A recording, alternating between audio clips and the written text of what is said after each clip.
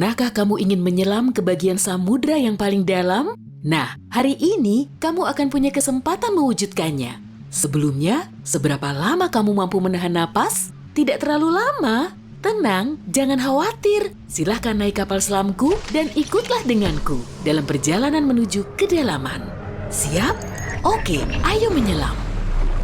Saat ini, tepat di bawah permukaan, kamu melihat banyak makhluk hidup berkeliaran di sini. Banyak sekali ikan dan hewan laut, serta halo, orang-orang yang sedang berenang melambaikan tangan ke kita. Tapi kita tak akan berlama-lama di sini. Dadah! Pada kedalaman 20 meter, ada dunia baru yang terbuka di depan matamu. Terumbu karang dangkal tumbuh dengan indah tidak jauh dari pantai. Dan hey, kita bertemu banyak orang lagi di sini. Tapi kali ini, mereka adalah penyelam scuba. Tanpa peralatan khusus ini, tekanan air di kedalaman ini tidak ramah bagi penyelam biasa. 40 meter adalah kedalaman tempat kita berpamitan, bahkan kepada penyelam rekreasi. Ini adalah batas maksimum yang diizinkan untuk mereka. Selamat bersenang-senang, teman-teman. 60 meter, dan kita bertemu orka pertama. Paus ini mendiami perairan yang relatif dangkal di hampir semua laut dan samudra di dunia. Tahukah kamu bahwa orka adalah predator puncak? Artinya, orka tidak punya musuh alami dan tidak ada yang bisa mengalahkannya. Pada kedalaman 70 meter, kita bertemu dengan hiu paus, spesies ikan terbesar yang diketahui dunia dengan berat mencapai 60 ton. Umurnya pun lumayan panjang, semoga panjang umur selalu ya. Hiu paus bisa hidup sampai sekitar 130 tahun. Sekarang, lihatlah keluar. Jika kamu melihat penyelam scuba, artinya dia adalah seorang profesional. Karena pada kedalaman 100 meter, mereka harus sangat berhati-hati agar tidak terkena penyakit dekompresi. Penyakit ini terjadi jika kamu naik terlalu cepat ke permukaan. Dan jika beruntung, kamu juga bisa melihat gurita Pasifik raksasa.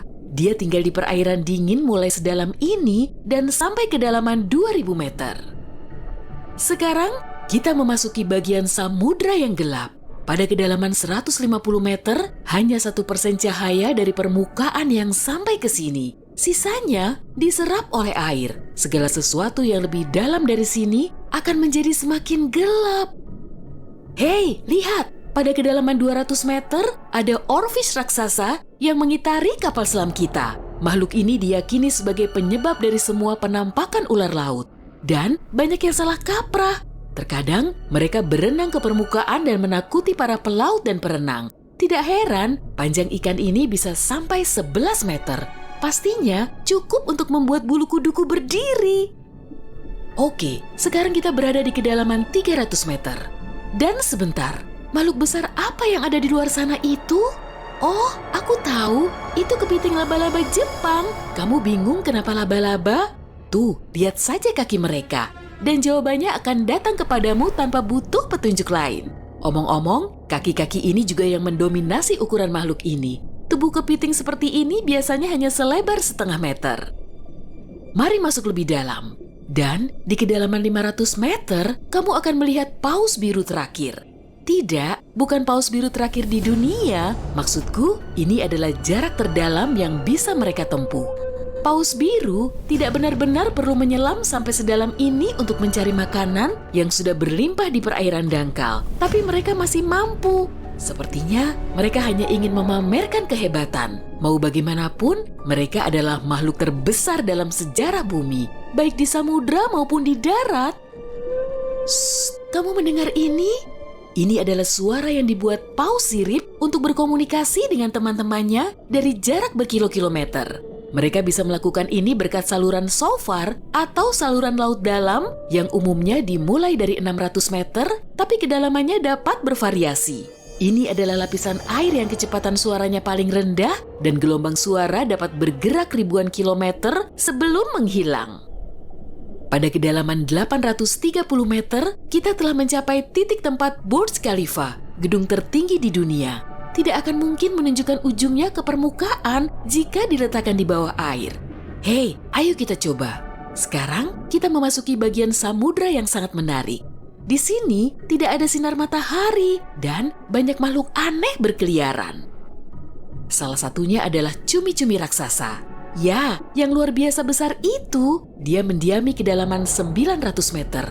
Bayangkan makhluk dengan mata sebesar frisbee. Paus sperma memburu monster ini, tapi mereka dijamin mampu melawan balik. Melihat mereka bertemu adalah pemandangan yang menegangkan. Dan disinilah kegelapan pekat akhirnya menyelimuti kita. Zona tengah malam. Tekanan di sini sangat besar, sehingga jika kamu entah bagaimana bisa sampai ke sini tanpa kapal selam, kamu akan hancur dalam beberapa detik. Dan lebih malangnya lagi, tanpa melihat apapun, pasti tidak mau kan? Kembali ke topik. Di kedalaman 1100 meter terdapat Mata Barat, salah satu gunung berapi samudra terdalam di dunia. Letusan terakhirnya terjadi pada tahun 2009 dan bahkan direkam oleh kendaraan yang dioperasikan dari jarak jauh. Di kedalaman 1280 meter, kita melihat hiu putih besar yang ganas. Predator ulung ini adalah jagoan di kedalaman ini. Penglihatan mereka agak buruk dan mereka bergerak menggunakan indera penciuman. Jadi, mereka sama sekali tidak membutuhkan sinar matahari untuk memburu mangsa. Aku tidak melihatmu, tapi tetap akan memakanmu.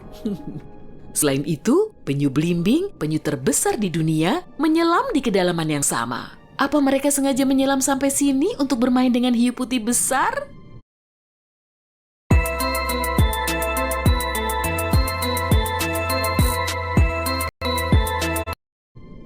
Wah, lihat jala-jala besar itu. Kita sekarang berada di kedalaman 1500 meter, tempat metode penangkapan ikan bernama menangkap semua digunakan.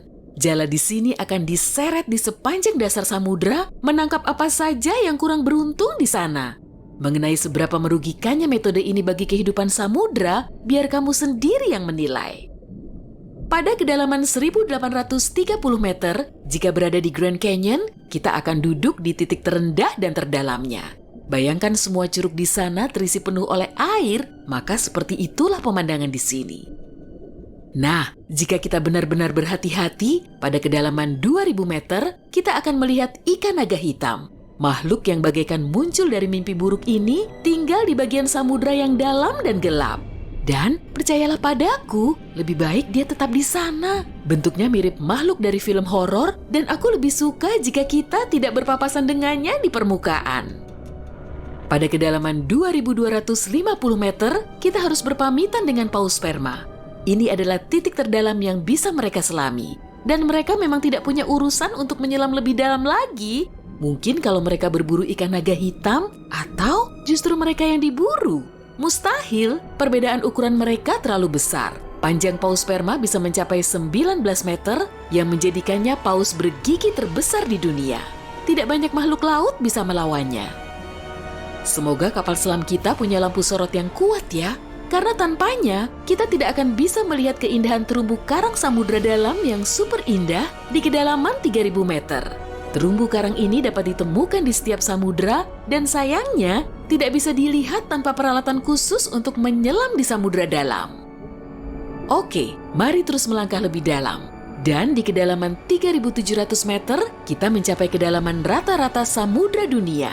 Mulai sekarang, perjalanan menuju kedalaman yang sebenarnya dimulai. Dasar samudra rata-rata telah kita lewati, jadi sekarang saatnya menyelami celah terdalam. Pada kedalaman 4.500 meter, monster dari mimpi buruk terburukmu muncul di sini. Anglerfish misalnya, akan membuat siapapun bergidik ngeri.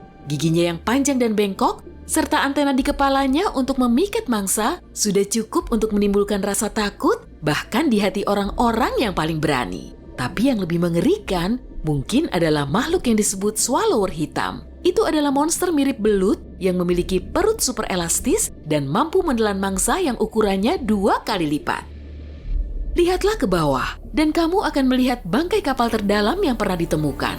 SS Rio Grande di Atlantik Selatan yang tenggelam pada tahun 1941 dan mencapai kedalaman 5.760 meter. Tidak heran, kapal ini baru ditemukan 55 tahun kemudian.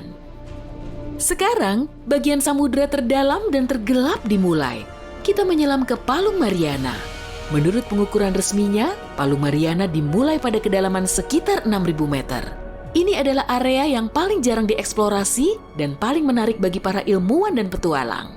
apa yang ada di dasarnya? Baiklah, kita akan melihatnya. Tapi selagi masih dalam perjalanan, aku akan menunjukkan hal-hal lain yang ada di sini. Misalnya, ini adalah ikan terdalam yang pernah ditemukan. Namanya ikan siput. Dan dia tinggal di kedalaman 7.900 meter. Tubuhnya tembus cahaya, sehingga kamu bisa melihat menembus kulitnya. Ya, untungnya kita tidak mematikan lampu. Bentuk makhluk mungil ini ternyata sangat imut bagi makhluk yang mampu menahan tekanan sekuat ini. Makin rendah dan dalam, kamu tidak akan melihat jenis ikan atau hewan vertebrata apapun di sini. Tekanannya terlalu besar untuk makhluk-makhluk tadi. Tapi ada udang dan invertebrata lainnya. Belum lagi mikrob yang dapat hidup